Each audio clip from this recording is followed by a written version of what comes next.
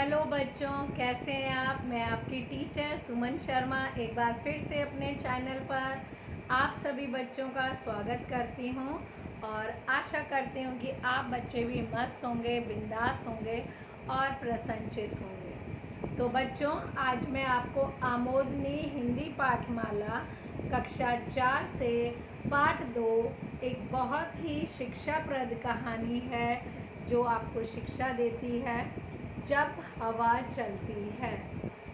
इस कहानी का मैं अर्थ आपको समझाऊंगी। अर्थ समझाने से पहले मैं आप सबसे रिक्वेस्ट करना चाहूँगी, जो पहली बार इस चैनल पर आए हैं, प्लीज़ वो मेरे चैनल को लाइक करें, शेयर करें, सब्सक्राइब करें और अगर आपको पाठ अच्छा लगे तो प्लीज़ कमेंट ज़रूर करें और अपने फ्रेंड्स को, रिलेटिव्स को तुरंत शेयर करें। उन्हें भी इस कहानी का आनंद लेने का मज़ा आना चाहिए। ठीक है बच्चों, तो शुरू करते हैं आमोद में हिंदी पाठमाला से जब हवा चलती है। प्रतिध्वनि इस पाठ की है, तैयारी में विफल होने का मतलब विफल होने की तैयारी करना। बेंजामिन फ्रैंकलिन की ये कहावत है, तैयारी में विफल होने का मतलब यानी हमने किसी चीज़ की प्लान करी है और उसके अंदर हम फेल हो गए हैं, तो विफल होने की तैयारी करना। ऐसा नहीं है कि हमेशा सफलता ही हाथ लगेगी, ऐसा नहीं है बच्चों, पर हमने ये तैयारी हमेशा करनी चाहिए। जैसे आप बच्चे एग्ज़ाम्स की तैयारी करते हैं, है ना, तो लाइफ में हर चीज़ के काम के लिए तैयारी रखेंगे, तभी हमें एक ना एक दिन सफलता मिलेगी। चलिए आपको कहानी सुनाते हैं। बहुत समय पहले की बात है, कर्नाटक के उत्तरी छोर पर एक किसान रहता था। ये कर्नाटक के एक गांव की कहानी है कि वहाँ उत्तरी छोर पर यानी उत्तरी किनारे की तरफ एक किसान रहता था। उसे अपने खेत में काम करने वालों की बड़ी ज़रूरत रहती थी, यानी उसके पास बहुत ज़्यादा ज़मीन थी और उसको अपनी मदद के लिए हेल्पर्स की ज़रूरत थी और किसान दोस्तों की ज़रूरत थी। लेकिन ऐसी ख़तरनाक जगह जहाँ आए दिन आंधी तूफान आते रहते हों, कोई काम करने को तैयार नहीं होता था। अब उसका जिस क्षेत्र में खेत थे, वहाँ पर आए दिन यानी थोड़े थोड़े समय के बाद आंधी और तूफान आते रहते थे, तो वहाँ पर काम करना बहुत भारी काम था, इसलिए वहाँ पे कोई आकर खुश नहीं था। किसान ने एक दिन शहर के अखबार में इश्तिहार दिया। इश्तिहार मतलब बच्चों एडवर्टाइजमेंट, आपको पता है ना, टीवी में आती है ऐड, ऐसे ही अखबार में भी एडवर्टाइजमेंट आती है। और इस किसान ने भी इश्तिहार दिया। किस लिए दिया बताओ जल्दी।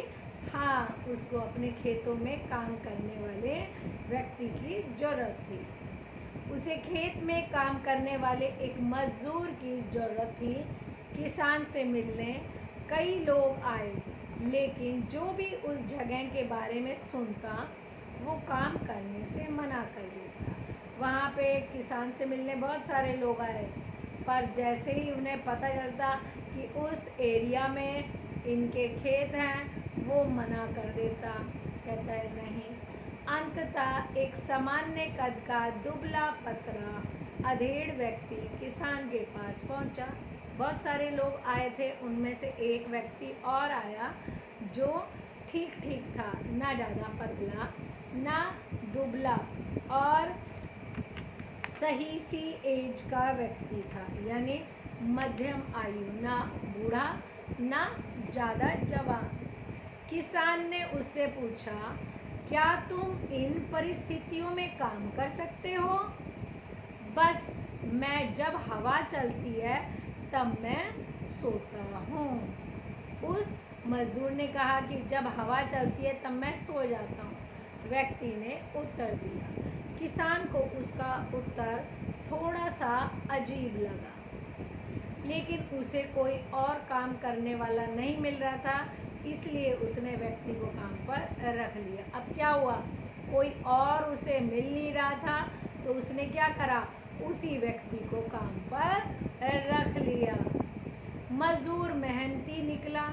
अब जिस आदमी को उसने चूज़ करा, उसने सोचा चलो जब तक और नहीं मिल रहा इससे काम चला लेता हूँ। पर वो मजदूर बहुत ही मेहनती था। वह सुबह से शाम तक खेतों में मेहनत करता। किसान भी उससे काफ़ी संतुष्ट था, यानी सेटिस्फाइड था। कुछ ही दिन बीते थे कि एक रात अचानक ज़ोर ज़ोर से हवा बहने लगी, यानी बहुत तेज़ हवा चल पड़ी।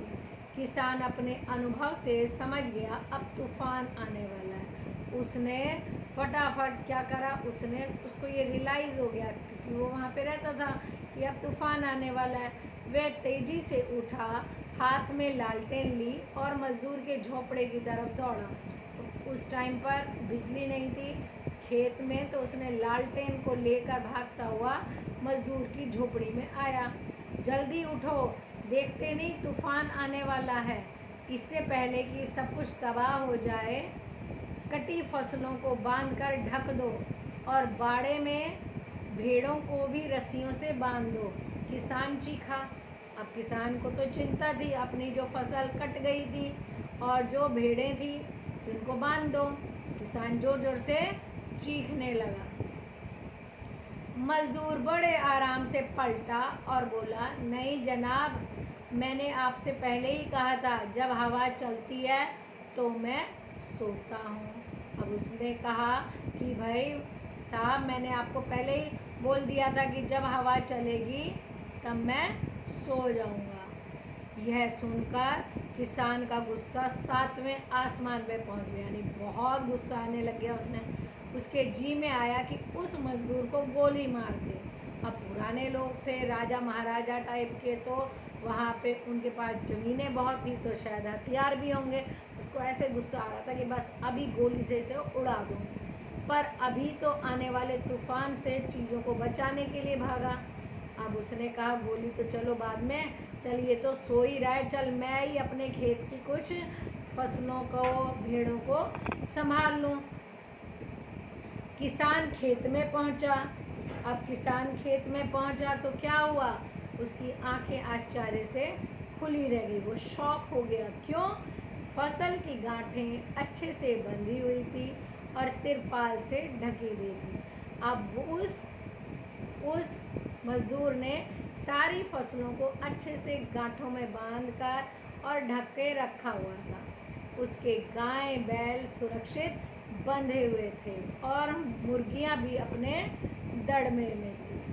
बाड़े का दरवाज़ा भी मजबूती से बंधा हुआ था, यानी जहाँ पर जानवरों को रखा जाता उसका गेट भी बंद था।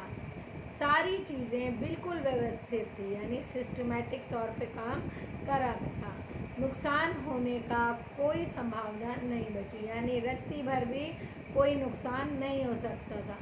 किसान अब मजदूर की ये बात कि जब हवा चलती है तब मैं सोता हूँ समझ चुका, और अब वो भी चैन से सो सकता था। अब उसको अपने मजदूर की बात समझ में आ गई कि उसने कहा था ना कि जब हवा चलती है मैं सोता हूँ, और ये जानकर वो भी अपने घर में जाकर चैन से सो पड़ा। मित्रों, हमारी ज़िंदगी में भी कुछ ऐसे ही तूफान आने तय हैं। यहाँ पे बता रहे हैं लेखक। ज़रूरत किस बात की है? ज़रूरत इस बात की हो कि हम उस मज़दूर की तरह पहले से तैयारी करके रखें, ताकि मुसीबत आने पर हमें भी चैन से सो सके। जैसे कि यदि कोई विद्यार्थी शुरू से पढ़ाई करे तो परीक्षा के समय वह आराम से रह सकता है। हर महीने बचत करने वाला व्यक्ति पैसे की आवश्यकता पड़ने पर निश्चिंत रह सकता है, इत्यादि। यानी जो बच्चे होते हैं उन्हें क्या करना चाहिए? जो बच्चे होते हैं उन्हें शुरू दिन से ही पढ़ाई पर ध्यान देना चाहिए। आज का काम आज ही ख़त्म कर देना चाहिए, ऐसा नहीं कि कल करूँगा, क्योंकि कुछ बच्चे ऐसे होते हैं, वो बहाने बहुत बनाते हैं। और आखिर में उनके साथ साथ उनके माता पिता को भी बहुत परेशानी होती है। तो बच्चों, आप भी संकल्प लीजिए जल्दी से कि हम भी रोज़ अपना काम करेंगे, रोज़ जो कक्षा में पढ़ाया गया है घर आकर उसे दोहराएंगे। तो उससे क्या है, जब पेपर होंगे तो आपको परेशानी का सामना नहीं करना पड़ेगा। और जो बड़े हैं उनको हर महीने अपनी सैलरी, अपनी तनख्वाह का कुछ हिस्सा बचा के रखना चाहिए, जो समय आने पर हम उसका इस्तेमाल कर सकते हैं। तो चलिए हम भी कुछ ऐसा करें कि कह सकें, जब हवा चलती है मैं सोता हूँ। अच्छी लगी ना बच्चों आपको ये कहानी? मुझे तो ये कहानी बहुत अच्छी लगी। हमें अपना काम समय पर करना चाहिए और बुरे समय में निपटने के लिए पहले से तैयारी रखनी चाहिए, है ना। अपना काम अगर हम पहले से ही करके रखेंगे तो जब बुरा समय आता है, कष्ट का समय आता है, तो हमें परेशानी इतनी नहीं होगी। अधेड़ यानी मध्यम आयु का व्यक्ति, व्यवस्थित जिसमें किसी प्रकार की व्यवस्था हो, संभावना किसी कार्य के हो सकने की उम्मीद, अंततः यानी अंत में, तबाह यानी बर्बाद या नष्ट, निश्चिंत यानी चिंता रहित, निपटना यानी हल ढूंढना, इश्तिहार यानी बच्चों विज्ञापन। चलिए इसकी एक्सरसाइज भी आपको कराते हैं। प्रश्न 2, सही शब्द से रिक्त स्थान भरिए। का डैश के उत्तरी छोर पर एक डैश रहता था। जल्दी से लिखिए, कर्नाटक। और अगले खालिस्तान में किसान। Very good. खा, जब हवा चलती है तब मैं डैश हूँ, क्या करता हूँ, सोता हूँ। किसान अपने डैश से समझ गया कि अब तूफान आने वाला है। अनुभव, सारी चीज़ें बिल्कुल व्यवस्थित थी। चलिए अगला प्रश्न करते हैं। सही शब्द पर सही का चिन्ह लगाइए। बहुत आसान है ये बच्चों। एक सामान्य कद का दुबला पतला डैश व्यक्ति किसान के पास पहुंचा। कौन? अधेड़, जवान या वृद्ध? अधेड़। मजदूर सुबह से डैश तक खेतों में मेहनत करता। शाम।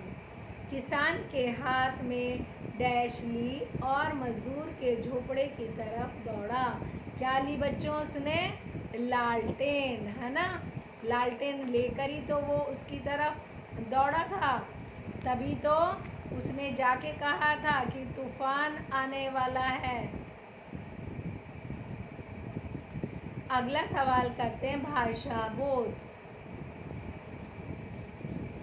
निम्नलिखित शब्दों के समानार्थक शब्द लिखिए। समानार्थक मतलब समान अर्थ। तबाही यानी बर्बादी, इश्तिहार विज्ञापन, मजदूर यानी श्रमिक, किसान यानी खेतीहर या कृषक, गुस्सा क्रोध, मजबूत यानी दृढ़ या पक्का, मुसीबत यानी संकट, निश्चिंत यानी चिंता रहित। अगला करते हैं बच्चों, बहुवचन बनाइए। जगह, जगहों, व्यक्ति, व्यक्तियों, खेत, खेतों, मजदूर, मजदूरों, परिस्थिति, परिस्थितियों, तूफान, तूफानों। इस पाठ में प्रयुक्त हुए उर्दू के 6 शब्द हिंदी में अर्थ लिखिए। जरूरत, आवश्यकता, अखबार, समाचार पत्र, इश्तिहार, विज्ञापन, मजदूर, श्रमिक, अजीब, अनोखा, शाम, सांझ, संध्या।